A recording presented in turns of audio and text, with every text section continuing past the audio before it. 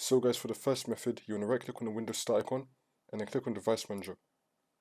Now once you're on this, you want to expand mice and other pointing devices, and then you want to right click on the mouse that comes up, click on Update Driver, and then click on Search Automatically for drivers. Make sure you have the latest drivers installed. Also, if you see anything that says trackpad or mousepad, you want to do the same thing for that. You want to update drivers for that. And for every single mouse that will come up, you want to do the same thing. So I'm going to do it for the second mouse that came up for me. I'm going to right click on it, click on Update Driver, and then click on Search Automatically for drivers. Make sure they have the best drivers installed. Now for the next method, you want to look at your keyboard itself and you want to make sure that you did not press a function key that could have toggled the off switch for your trackpad.